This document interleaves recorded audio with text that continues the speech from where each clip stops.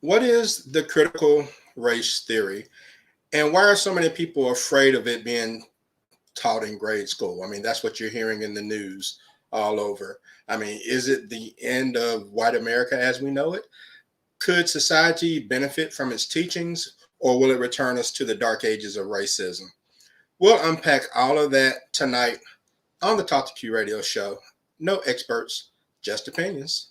Buckle up. T2Q Radio. Hey, what up, Q?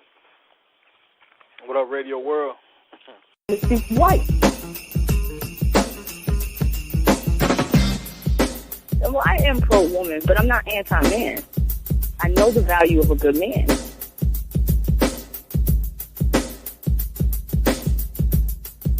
Is that it?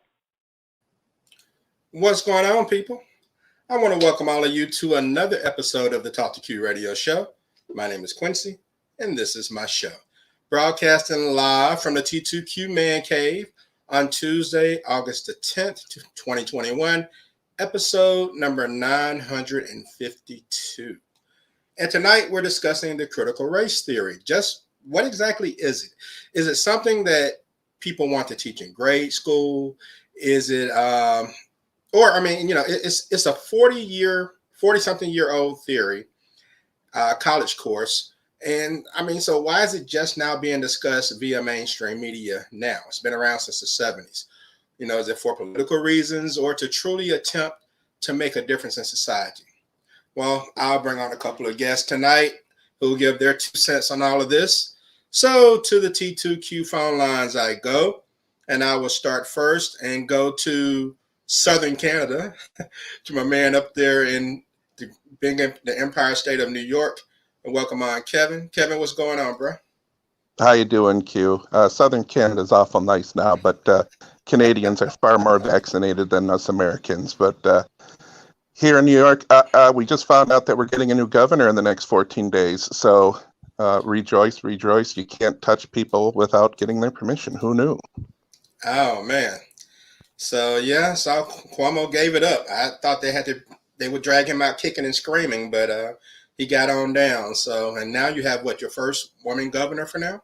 First female governor, Lieutenant Governor Kathy Hochul will take over. And interesting, I kind of have somewhat of a small connection to Kathy Hochul. My mother, back in the day, was on a board with Kathy Hochul of Women in Business in the greater Buffalo area. So interesting. My mother knows the governor. Who knew? How about that? And well, cool. Glad to have you on, man. Always a pleasure. I appreciate you wearing a mask, so I don't have to wear my laptop catching the virus. And so we go back to let me ask you a question before I go back to the phone line. We'll go ahead and kick this thing off. What do you think the critical race theory is? So critical race theory is just what it says, a theory that had been kicked around in areas of much, much higher learning than what they're trying to say it is today. Just this past weekend on the Bill Maher show, you may have seen a segment where Malcolm Nance was on with Ben Shapiro, believe it or not, two opposite ends of the spectrum there. And Ben Shapiro broke it down how he was taught critical race theory when he was going for his law degree. And that's when people learn it, people in extremely advanced higher learning. It has never been taught in K through 12. It's never been intended to be taught in K through 12. And it's not even anything that everybody in critical race theory agrees upon. It's just exploring what some people feel has been perpetuating in this country since, our original sin. So why now? I mean, why is it just now being discussed after, almost 50 years? Why now? I think that dates back to about 12, 13 years ago when we elected Barack Obama as president. All of a sudden, everybody, not everybody, certain, but people who believe a certain way feel as though as they would say, their country is being taken away from them. So they're reaching for anything that they disagree with or can become outspoken about. Critical race theory is something where people are hijacking what it actually was intended to be and relabeling it as something that they want to scare people with. Black Lives Matter was something similar that people hijacked, and all of a sudden it's BLM Antifa. It's what people want to paint as the boogeyman of the day. So now critical race theory, people want to say they're trying to teach us that being white is bad. And that's never the intent of critical race theory. So if they can get enough people to listen and understand their message, their rebranding of what critical race theory is, and say it's a huge power grab by the left indoctrinating our children to make them believe that being white is bad, that's the end goal. And that's so far from what it actually is. That's how they're trying to scare voters into not voting for Democrats and to vote for Republicans. Wow. Pawns in the game. Man, you white people got it bad. So. Yeah. Let me go to the virtual phone lines to bring on this guy. From the 732 area code, the Garden State of New Jersey, please welcome on the show enforcer, the show legend, Ray. Ray, what's happening? Hey, what's up, you? What up, Ray? Yeah, I'm trying to get and who else is on? I'm sorry. Kevin, man from Buffalo. Okay, nice to meet you, Kevin. You've met Kevin before. We've talked boxing before. You know Kevin. Oh, okay. Oh, that Kevin, the young. Yeah, the more handsome of the young brothers. Okay. That's right. Okay, what's up, Kevin? All right, so Ray, a lot of people think that the critical race theory accuses all white people of being oppressors and being evil, while painting people of color, no pun intended, as victims. I mean, are you familiar with the theory? I mean, it's basically for those who don't know. But go ahead. Yeah, I hadn't heard of this theory until tonight, so I'm trying to get an understanding of exactly what is critical race theory. Okay, well, it was a college course that was started back in the 70s that wanted to analyze policies, regulations, and laws that were created, I guess, back in the time where things were racist. And so some of these policies were unfavorable to minorities. And a lot of these policies still exist, and they're still interwoven in society today. So people want to analyze it so they can eradicate some of those policies, procedures. Kind of like, things regarding bank loans and the way they zone housing and where they put low-income housing and things of that nature. So it's all tied into that. So do you think this is something that should be taught in grade school, like people are acting like they want to do, or do you think that it's more of a college course like it is? No, I think it should be started as early as possible. I mean, because the kids are the future, and the kids need to understand exactly what is going on and what has went on. I mean, I don't think it's a bad thing if you tell the truth. If this is something that's going on, that's not something that's make believe. This is actual factual. Now, things really look bad nowadays when you try to explain things to young kids why certain things are the way that they are. And a lot of people, they want to pretend like none of these things happen or they matter, or Obama's the president, so it can't be racism and all this other kind of stuff, when in fact, if you look at everything, it's as racist now as it has ever been when the country has been free, so to speak. Like, back in the 50s and 60s, it was worse because there was not as much opportunity. Now there's more opportunity, but still it's a whole racist situation. And I think all of these laws need to be looked at. I think anything that is discriminatory needs to be looked at. Okay, if the average black man makes $40,000 a year and the average white man makes 50, why is that so? If they're doing the same thing. Now, if any of these laws that do not make sense, or any of these laws that represent anything type of racism, it should be taught. And then more people that are educated on this, like I'm just learning tonight, the more people can speak up and more people can get things changed, whether it's through voting or signing petitions or using their voice.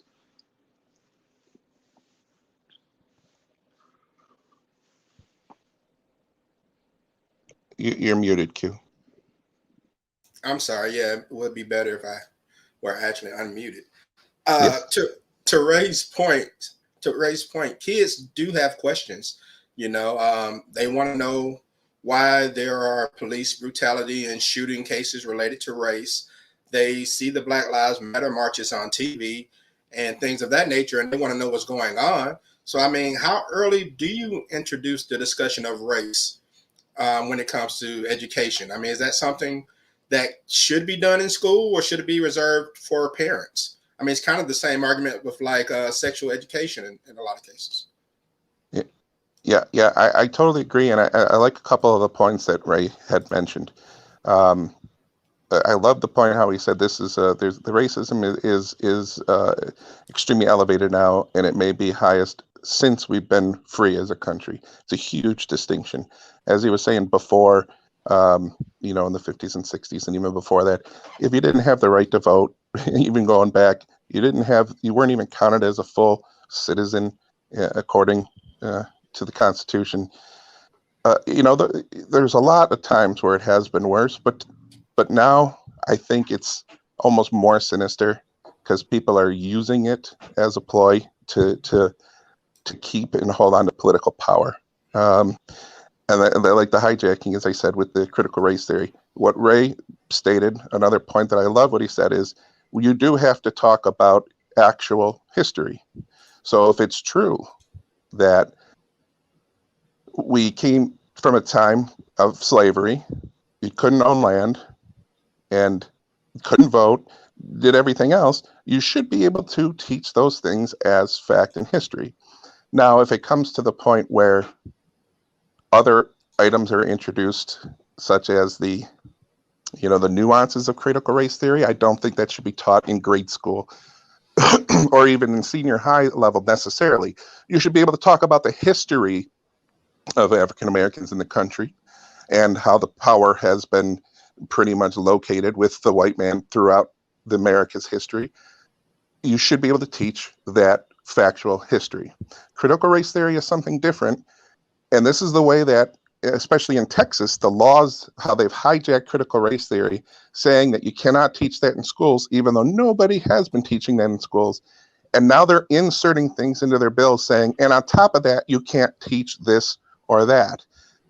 One of the suggestions that they have going in one of the bills is that you can't even teach that white supremacy is a negative in a bill in Texas that they're trying to sign into law. They don't want that to be taught to the kids because they say it creates division between races and people are trying to go back to segregated society. No, that's not at all what we're trying to say. We're trying to say that there are differences that we have to overcome as a country of united people. And real quick, I'd like to throw this in. I was watching on David Pakman's show the other day, and he stated this so eloquently. He said people try to get around critical race theory by saying, hey, yeah, we had bad things in the past. We had negative laws that did create barriers for people. But all of that's been fixed now. Everybody has an equal opportunity. There's no reason to talk about that anymore because everything's been fixed.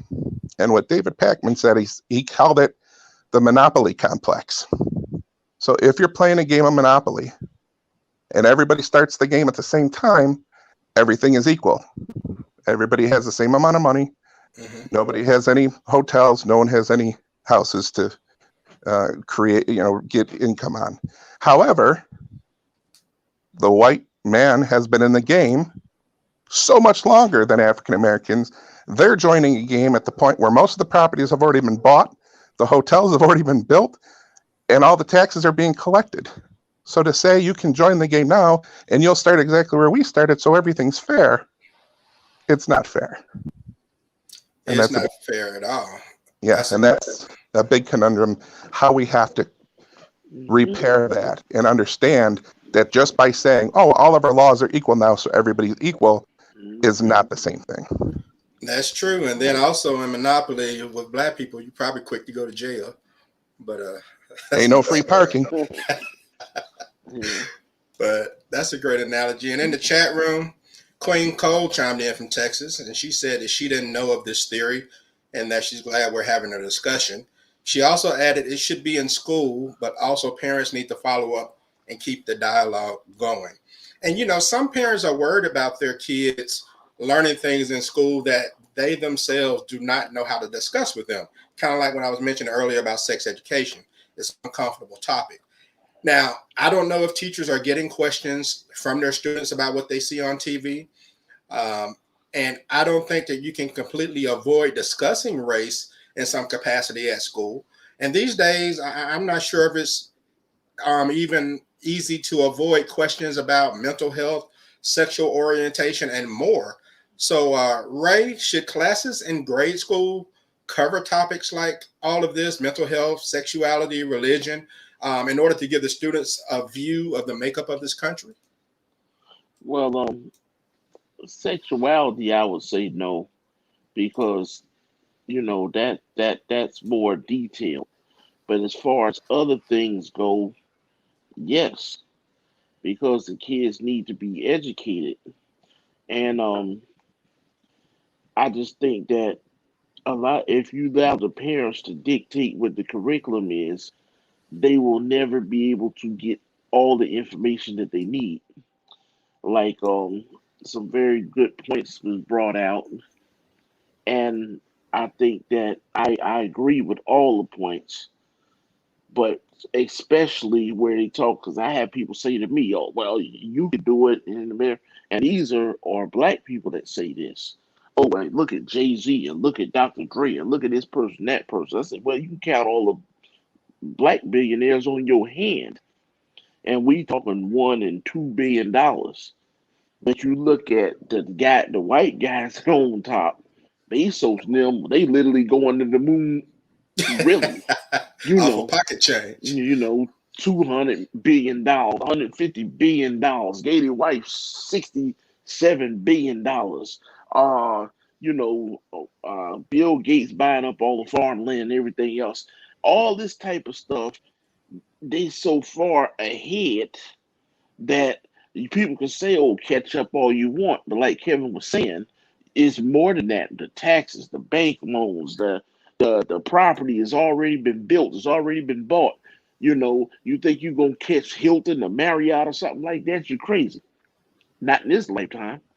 So now you look at things the way it is now. You could try to sugarcoat it, you could try to cover it up, and you look at what happened on January the 6th, when the United States is supposed to be the land of the free. Nobody is supposed to come to our government and do what happened on January 6th. Then you had police officers who had guns literally backed up and let those guys run amok, beat up the black officer, and then no one did anything about it. If it had been in reverse, they would have slaughtered 500 people and would have been justified in doing it. But I say, oh, they just tried to take over the Capitol. They couldn't do that. What were they thinking?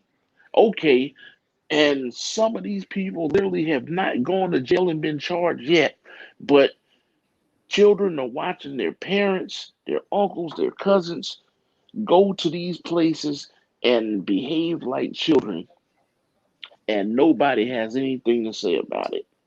How could you not? See, you're supposed to teach your kids about love, about being colorblind, not literally colorblind, but you're supposed to treat everybody as a human being. Yeah. If you dislike somebody, it's supposed to be about their personality or their character, not about where they come from, what type of language they speak, and things of that nature. If you don't teach kids that, you're leading them down a path that's only going to get worse in the future. And I think they need to combat some of this stuff in the schools, regardless of what the parents say, because it's the right thing to do. Okay. And Kevin, what do you think? I mean, where do we draw the line on things? Because kids have questions about not just race and the things they see on TV, but uh, people who commit suicide, sexuality, religion, and things of that nature. I mean, is school supposed to prepare you for life, or they're just supposed to give you book knowledge? Yeah. What's interesting is a couple of different ways to look at that. The one thing is school is intended to teach you how to learn. It's not necessarily teaching you exactly what to learn, it's teaching you how to learn. However, you touch on a very important point that we have to teach facts. All right, we have to be able to acknowledge differences that have existed. I'm not saying you go into what the full-blown critical race theory is, because again, that's a higher level of education type of discussion that deals with laws and nuances and how things got to be. Now, by saying you have different races and you have different religions, and you're educating the students on how people can be different, but they're all humans, that's absolutely a message that should be delivered not only in school, but at home. Ray is absolutely right about January 6th. I could not believe my eyes when they did not open fire on the crowd of people.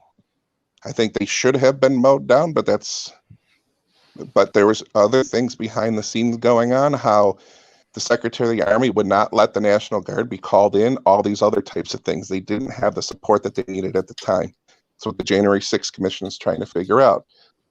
But they wanted to have the full military ready at a Black Lives Matter protest, and they were all on the steps of the Lincoln Memorial and everything else. So they're prepared when they wanted to be prepared in the previous administration, that's for sure.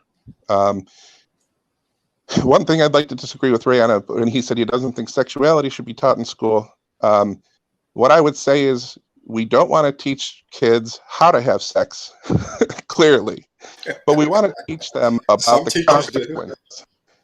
What the consequences of that, I think, is something important that needs to be taught. Understanding what reproduction is and the consequences of acts that we may not intend to be. People are getting younger and younger, 14, 15, and 16, engaging in these types of activities, and a lot of people just don't know. The abstinence-only programs did not work, and if you don't believe me, just ask Sarah Palin's daughter about it. She was the one teaching it, and that didn't work out too well for her. But yeah, education is extremely important, but it's, again, they're hijacking what critical race theory truly is in its form as an advanced educational program and trying to say we can't talk about differences between races. And that's not critical race theory. Okay. And yeah, I think Mary Kayla Turner would disagree with some of the things you said. But in the chat room, dope discussion. Erica chimed in from Louisiana. She said adults just have to get over their feelings of being uncomfortable and talk about it. She also added, I think it's important that children understand the system and the reason for the division. They're the next generation and we shouldn't keep them uninformed. All right. And so, I guess let me ask this. Do you all agree that policies and laws that were written prior to the civil rights era, there's still plenty of those in place today that is causing inequality? You all think that still goes on? Well, Yes. it's not just that it's still going on today, but it's the generations before the current ones that have suffered from those unfair laws that naturally brings people to at a disadvantage at this time. All right. So if you're in an area and all you see is drug running and shootings and stuff like that, and you don't have people to say, hey, you know what? Things can be different. Well, every time people have tried to do something different in the past, they get hit with a different type of law that put them in prison, and that's what's taken them down the path that they are today. So it impacts several generations down the line. Yeah, it's so easy to say personal responsibility, pull yourself up by your bootstraps to do something better, but what? They haven't had the proper education to figure that out. Yeah, don't have boots. Exactly. Sorry, Ray, go ahead. Oh no, I was just going. Uh, I was just going to agree basically, and it's just I didn't mean to say before they shouldn't have sexuality as in teaching sexual education, but as far as teaching about transsexuals and homosexuals and all this other stuff, I think that that's a little much for children. Now, if you want to teach that in high school, then that's one thing. But teaching it like sex education, I believe when I was in school, started in the sixth grade, I want to say. So, Mhm. you know, if they were to do something like that now, I think it would be a little, um, would be controversial. I'm not saying that they shouldn't teach it ever in school and everything like that. It's nothing against anybody, but I think that they should wait till kids mature a little more before they start incorporating things that babies don't come from. I mean, if you shoot, if you think about it nowadays, though, if you wait until sixth grade to teach a kid about sex, you might be late for some of them. I mean, kids are so Yeah, yeah, mature these days in all the wrong ways. It's kind of scary to think about how many kids under 12 are engaged in sexual acts of some sort. And yeah, so yeah, I don't know. And then as a parent, you have so many out there who don't really know how to teach certain things to their children, and it kind of leaves their children at a disadvantage. When life kind of hits them in the face, they don't know what to do. They don't know how to respond, and it results in them maybe saying things that are insensitive or being caught with the pants down, so to speak, in certain situations that are unfavorable for them. So um, I think a parent's job is to prepare their children, and if it means, like Erica said, if it means an uncomfortable conversation, you have to find a way to do it, to get it done. And because I'd rather my child hear it from me than from a teacher who may have an agenda, or a teacher who may leave out some very important information or encourage them to do the wrong thing, or whatever. Or from You definitely don't want them to hear it from their classmates. I mean, I had a classmate told me in fifth grade that if you have sex while standing up, gravity prevents a woman from getting pregnant. So you don't want your classmates teaching you anything. So, all right. So we're getting ready to wrap things up. But, you know, there are headlines, mainly clickbait, but there are a lot of things in the media every day about someone claiming racism for something. And of course, not all of it is valid, but every single day is some headline that talks about racism. And society is numb to it at this point. All right. And what's the best way to go about getting people to listen about some of the changes that need to be made to policies and procedures and regulations and laws that are clearly outdated? How do you get people to pay attention? And Kevin, I'll start with you. Well, if you have the answer to that, you can make $1 billion on Oh man, I'd be the right behind circuit. Rihanna. Oh my goodness, we can't even get people to wear a gosh darn mask, for crying out loud, in this country. But the answer is we have to do several different approaches. Obviously, there are seminars that can help in that process if people are willing to hear. There are one-on-one discussions that are going to have to be held sooner or later. I think, in my opinion, hearing the message from current President Biden talking about how the country has to come together, and it's not just whites versus black versus Hispanic versus Asian or Latino or whatever. It's about Democrats and Republicans doing what they can together in order to get the country moving forward. Once we cut through the animosity that exists these days in the political atmosphere, we can start to see each other more as equals across the spectrum. And that's a huge message that the current administration is pushing. And it's the only way we're ever going to accomplish anything major, is to start respecting each other as humans again. I think social media was a huge issue that allows people just to call someone a moron or an idiot and disregard anything they have to say, because they don't have to confront somebody face to face. Yeah. but that's what we have to do, is get rid of that mentality, get rid of the bumper sticker mentality that everything can be chopped down to a meme and explain the nuances of everything. And we just have to get people talking again, and listening, like you said, is the most important thing. And until we can respect each other, it ain't going to happen. Okay. And got someone holding. I'll get to you in just a moment. We're getting ready to wrap things up. But Ray, what do you think, man? How do you get people to talk about changing some of the things that, critical race theory has exposed throughout its teachings, and get people to pay attention? How can people, I guess, stay focused on the actual problem and not just get offended just because someone says something maybe unfair? Well, I think that the key word tonight has been facts. You have to stick to the facts. And I think it's a lot of people on both sides, blame a lot of things on racism. It's enough racism to go around. But at the same time, you have to come to a situation with clean hands. You can't, say, this is racist or that's racist or this is racist, because then it sounds like it's the same record playing on every station.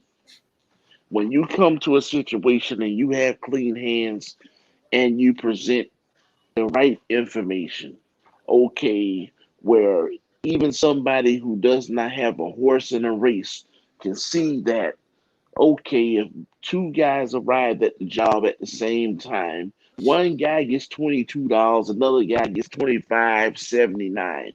Okay, neither one of these guys had experience. Why is one guy getting paid more than another? That's simple things that we can straighten out. But if you come in, oh, well, you follow me in the store because you think I was doing this and you think I was doing that. Okay, sometimes you have to look around and say, if it's 80 degrees outside, why am I wearing a sweat hood and a hat over my head? That's suspicious behavior, no matter what color you are. We have to stop these things. And then you have to present a situation that is a situation that everybody can pay attention to, everybody can sympathize with. Most people. Some people are just not sensitive enough to make good decisions.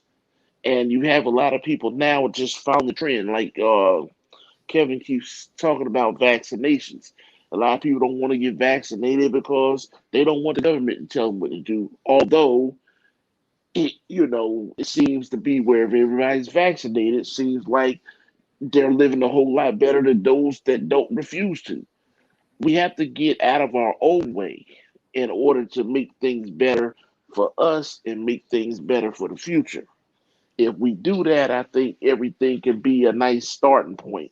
You still have a lot of people that want to preserve their place in society and preserve their place in history instead of just doing things fair and trying to make your way on your own merit. But some people don't like competition because competition ends up eliminating somebody, and some people are afraid to be eliminated. Mm-hmm. But that's my thoughts on it. Okay. All right. Let me go back to the T2Q virtual phone line and get this gentleman on. From the 850 area code, the Emerald Coastline of Pensacola, Florida, making his way to the ring, the man in black, the Buckster. What's going on, Buck? How's it going, gentlemen? What's happening, man? Glad to be on tonight. Not much. What's up, Flash? All right. So, What's up, Ray? I'll ask you what I've asked the other fellows. How do you get the discussion going on fixing some of the problems we have with inequality in this country when it comes to changing some of the laws that may unfairly treat one group as opposed to another? How do you start to get that have that conversation and actually get people to pay attention? First of all, you got to look in the mirror. That's the main thing right there, because That's a what lot Michael of Jackson times said. you got to look at the man in the mirror, the woman in the mirror, because sometimes the people that's in the mirror are the ones that's causing the problem. You got to look at how you live your own life first. You know, you got to be happy in your own skin. When you're happy in your own skin, then you other people around you can be happy, if that makes sense. Give you an example. I had a customer a couple of years ago. He was not a person that liked black people. He had the rebel flags hanging out outside the house, which I have no problem with. But the real estate agent that I was working with stated that, told me, warn me about this guy. So I gave him a call to set up a time. And I don't sound black, Afro-American, whatever you want to call it, on the phone. So we were talking and everything. And I said, I was just coming over there to paint his house, the inside of his house, to get it ready to sell. At the end of the conversation, his words were, he said, you said sometimes you might bring somebody with you in the event you might need them to help paint. I said, yes, sir, I would. He said, well, please. He said, can you do me a favor? And I said, sure. What do you want, sir? He said, please don't bring any ends to my house. I said, sure, no problem. I said, he said, can you meet me tomorrow at 10 o'clock? I said, sure can, sir. So I hung up the phone. I didn't say anything to him, bring them on the carpet or anything like that. So I go over to the house the next day, pull up in his driveway, and go knock on the door, ring the doorbell. He comes to the door. I said, hello, my name is Sean South, and I'm here to do the painting in your house. And I said, oh, by the way, I said, I don't like ends in my house either. May I come in? This guy was only 5'8". Now I'm 6'2", 240 pounds. I'm not a small guy, but I'm not the biggest guy. But to a 5'8" guy that only weighed about 160 wet with 2 10-pound ankle weights on his ankles, my man was scared because he thought I was going to kill him. So he let me in, and he was sweating, and he was like, oh, my God, I messed up. And, I could hear him talking under his breath. I did kind of walk a little heavy behind him just to kind of intimidate him a little bit. And he said, hey, you can have a seat in my chair. He gave me his big chair to sit in. And I said, before we begin, sir, he said, I owe you an apology. He said, I was unaware. I said, hey, keep your apology. I said, you are the person you are. And I said, I don't want a apology that's not genuine. So keep it to yourself. I said, first of all, I said, the reason I'm here because I'm the best at what I do. That's the reason I was selected. I said, I'm not white. I'm not Mexican. I'm not Chinese, Spaniard, Native American, whatever. I said, I happen to be Afro-American and I'm the best at what I do. And I said, if you want top dollar for your house, when it sells, that's why I'm here. And I said, my next question to you, I said, I need to take a look around your house and see if I, see what the job is going to entail and whether I need to bring any ends to the house to help me paint. And he said, I really want to apologize for the remark. I said, again, keep it to yourself. Not needed. And I said, do I have the job or what? And he said, yes, sir, you have the job because she selected you. I said, okay, no problem. So the job took 3 days. Over the next 3 days, we talked about everything. And I do mean everything from politics to sports, yada, yada, yada. But at the end of that 3 days, my man said, you know what? You're the most intelligent individual I've ever met in my life. He said, he said, I always had this picture of what you guys were like. And I said, let me interject something for you. I said, if you ever watch the evening news, I said, it doesn't matter what color you are. I said, they pick the worst people in the world to interview. The illiterate, snaggletooth, raggedy clothes, everything. I said, because they stereotype. They never pick somebody that can speak properly. They always pick somebody that can't speak, and just screaming and yelling in the camera and all that kind of stuff, drawing attention, instead of somebody that said, I don't know what happened. Somebody that can actually enunciate words and things of that nature. But after those 3 days, he changed. Not only did he change, he became he said, he became a regular customer. Not only did he become a regular customer, all his redneck buddies became customers of mine as well. He learned something that everybody is not like they are that you see on television. So that's why I say you got to look in the mirror yourself. It's not just, the media portrays a picture of certain individuals. You have to look in the mirror, and it starts with us. It starts with you. And that's what it's all about. When you're happy with yourself and you don't judge other people for the color of their skin or how much money they make or where they work or where they play or what they do, it doesn't matter. It starts with us. When it starts with you, then this conversation about racism and everything else will start to fall into place, because if we listen to each other's differences, and then you figure out, hey, we're not so different. We like some of the same things. We like fine cars. We like nice houses. We like nice clothes. We don't have cars sitting in the yard that don't run. We have, we like our grass to be manicured and cut and weed eated and things of that nature. We like our houses to be kept up. We don't want to fall behind. We like generators on the house. All kinds of things. We have the same likes and dislikes. And that's what you find out. You find out that you're depriving yourself of a human experience when you don't educate yourself and you judge people on the front end. So, it's pretty cool to have them as customers. The rebel flags have come down, and we can sit down, we can talk and have a good time. Some of them leave the rebel flags up. I have no problem with it. But the bottom line of it is he learned something, and anybody can learn at any age. But it starts with us. That's where it starts with. If we want to put an end to the racism, we have to look in the mirror and put our differences aside and accept what is and move forward. Man, okay. Man, that was a great story. And you're a lot better than me, because I wouldn't have gone over to that racist house. So you can call the cops on me. And you live in Florida too? You're a lot braver than I am. Well, this is the thing. Sometimes you have to stand up with what you believe in, and when they don't know, thank goodness my mom taught us how to make sure. She gave us regular names. She didn't name us after cars or fruit or states or any of that kind of stuff. There's nothing wrong with that. But Sean, Robin.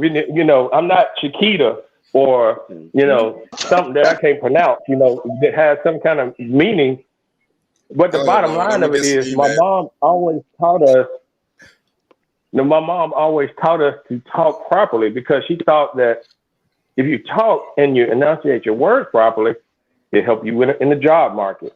It'll help you in whatever you may be doing. So it's important to talk right. It's cool to have your slang moment. When you're hanging with your boys or whatever, or hanging with your friends, it's cool for that. But when you're doing business, you got to know how to talk, because that's the difference between making $2,000 or $500. You make a great point. Yeah. All right. We'll have a quick break, and then we'll wrap things up. Do you love movies? Then subscribe to the Movie Buffer YouTube channel to get honest and insightful movie reviews along with interesting facts about the films. Join this interactive community where comments are welcome. Reviews on current, classic, and hidden gems are posted weekly. See you on the Movie Buffer.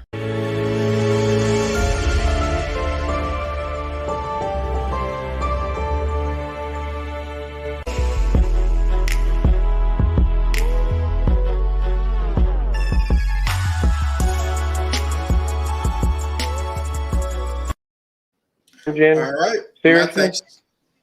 My thanks to the Movie Buffalo. And, and speaking of movies, I saw Suicide Squad this weekend and thought it was a decent movie. I'd love to see Crystal's review on that. I'm pretty sure she has one coming soon. But all right, we'll go ahead and get to our final thoughts. And Buck, you were the last in. I'll let you be the first one just to give your well, you kind of did, but just to give your final thoughts on if you want to talk about the critical race theory, if you're familiar with it being taught in school, or just teaching about racism in grade school, if that's appropriate or not. So go ahead and give your final thoughts, Buck. Well, first of all, everything needs to be taught, and it needs to be taught the way it is. So far in this country, we've best way I can say it is we've tried to steer clear of the real history of this country. This country is based on way different values than what we learned in history, because they want to suppress what actually really happened. I think we know that, and I think that's the reason why we have race issues now, because so many people are standing up for what they believe in.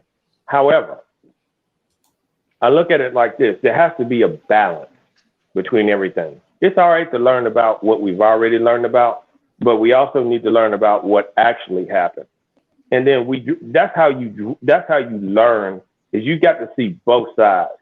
It can't be one-sided. We've been taught one way for way too long.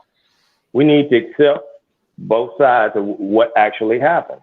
And at that point, we draw a conclusion. So where's the conclusion? The conclusion is there's different backgrounds everybody has. And in all honesty, who the hell is pure anymore anyway? Everybody mixed with something, okay? The United States is a melting pot. Nobody's pure over here. You're not pure white, pure black, pure Mexican, pure Asian, whatever. Everybody mixed up over here. We got, some people even say I might even have some Russian in me. Hell, I don't know. Who cares? At this point, we need to accept our background, our history, our ethnicity, all that. We accept what is. Let's have fun together, man. I mean, I'm tired of all this damn racism bullshit. Let's have some fun, and stop and put all this other stuff aside. What's going on in this country now is that everything's happening and we're going in different directions. We're going in separate directions. But we need to we're always stronger together. We're not stronger apart. We're stronger together. So forget what's going on. Forget media and what they're trying to put out, what you see on the news every day and all that. Draw your own conclusions. Don't judge people. I don't care what kind of people you are, gay, straight, whatever. Okay, I don't care about any of that. What matters to me is, your word, what you're about.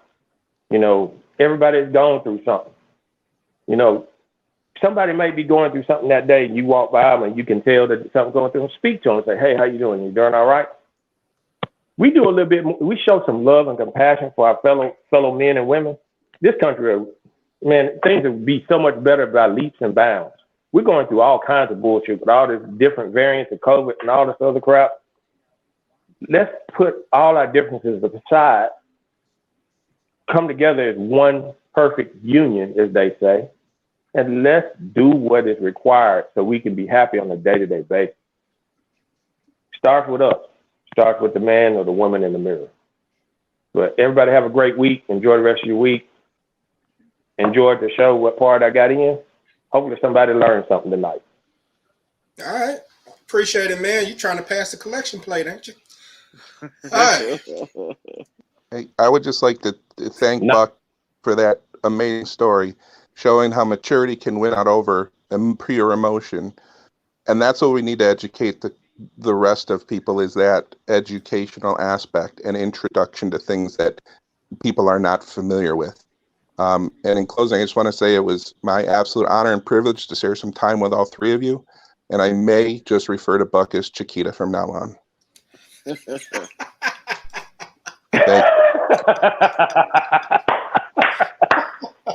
That's awesome.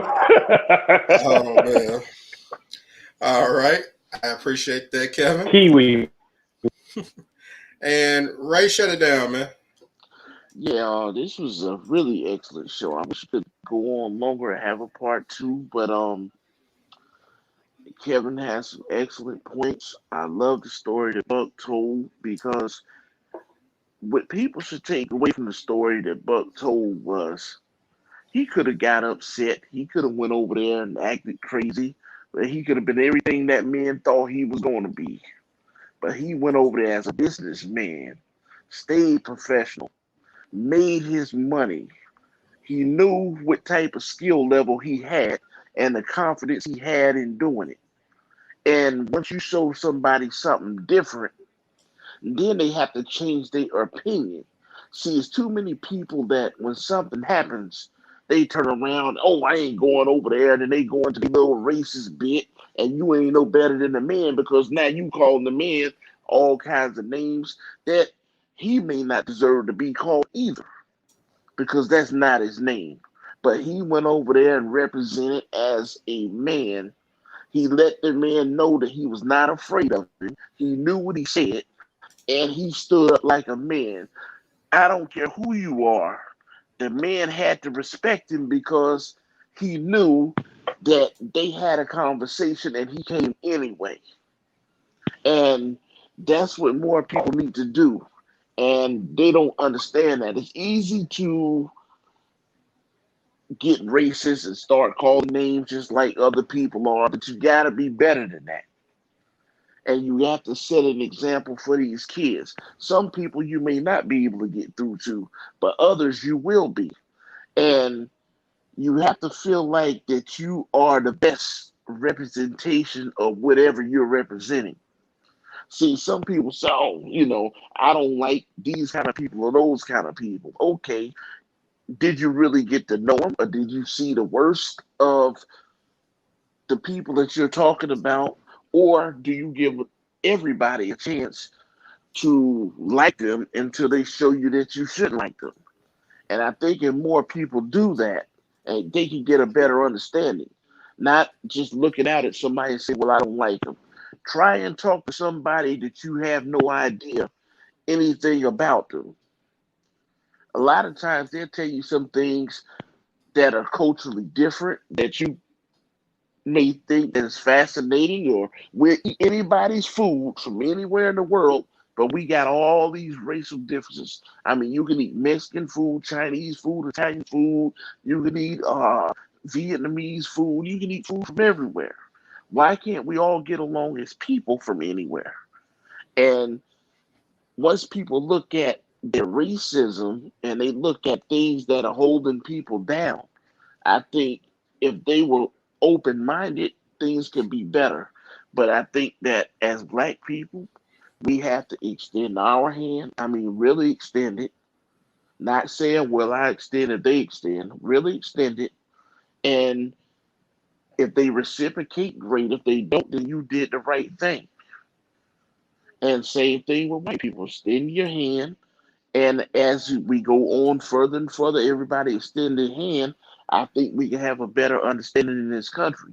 But what ends up happening is you will have Black people get upset because you got white friends, or white people get upset because you got Black friends, or Asian people get upset because they got Spanish friends.